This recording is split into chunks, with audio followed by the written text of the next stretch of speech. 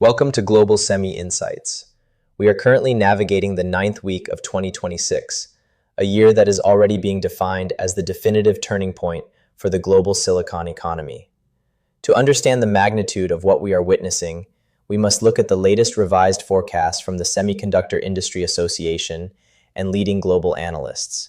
For the first time in history, the semiconductor market is officially on track to surpass the $1 trillion annual revenue milestone. To put this in perspective, just a few years ago, hitting the $500 billion mark was considered a major achievement. Now, we are seeing a doubling of the entire industry's value within a single decade. This historic growth is being described by industry veterans as the giga cycle. This is not a typical semiconductor cycle. Historically, the industry followed the refresh cycles of consumer electronics, specifically personal computers and smartphones. However, in 2026, we are witnessing a fundamental decoupling. The semiconductor industry is no longer strictly tied to traditional consumer spending. Instead, it is being fueled by the massive, multi-decade transition toward artificial intelligence infrastructure. In this week's W09 update, capital expenditure across the top 10 global foundries has reached an unprecedented $180 billion. We are seeing a massive shift in resource allocation. The logic and memory sectors are currently growing at a compounded annual rate of over 30%. But this expansion carries a hidden complexity. We are entering what I call a stratified market.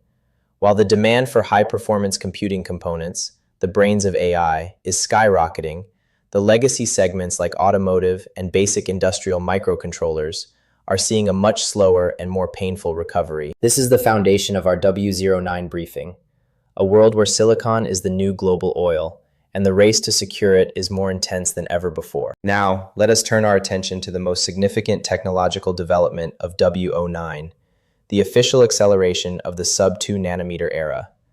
The biggest headline comes directly from Hsinchu, Taiwan, where TSMC has finalized the equipment installation for its revolutionary A16 process, the 1.6 nanometer node.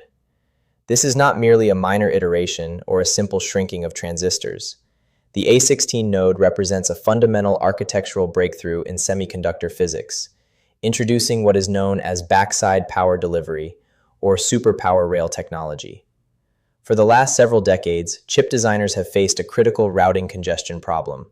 Historically, both data signals and power delivery were crammed onto the front side of the wafer, fighting for space on the same metal layers. By moving the entire power distribution network to the backside of the wafer, TSMC has effectively decoupled power from signal. This allows for a 15 to 20% improvement in performance per watt and provides a significantly higher logic density. In the world of high-performance computing, this efficiency is the difference between a successful AI model and a thermal failure. The strategic implications of A16 are already shaking the foundations of the market. Supply chain intelligence suggests that NVIDIA has already moved aggressively to secure over 60% of the initial A16 capacity for its next-generation architecture, codenamed Rubin. By locking in this capacity nearly 2 years in advance, NVIDIA is creating a technological moat that is increasingly difficult for competitors to cross.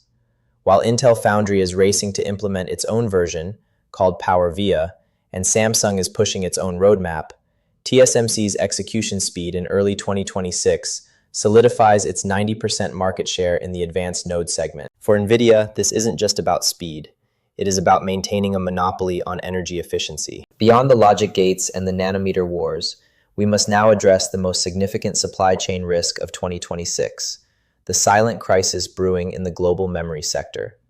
For months, industry analysts have been tracking a dangerous imbalance, but the data released in W09 confirms our worst fears. We are entering a period of severe memory deficit, driven by what is now officially called the HBM absorption effect. To understand this crisis, we have to look at the massive strategic pivot made by the big three memory giants, Samsung Electronics, SK Hynix, and Micron. To satisfy the insatiable hunger of AI data centers for high-bandwidth memory, specifically the HBM3E and the newly standardized HBM4, these manufacturers have aggressively converted nearly 85% of their advanced DRAM production lines to HBM.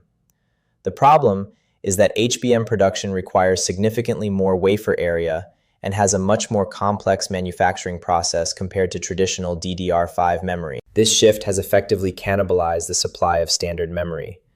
As a result, the capacity that once fueled the smartphone and personal computer markets has vanished almost overnight.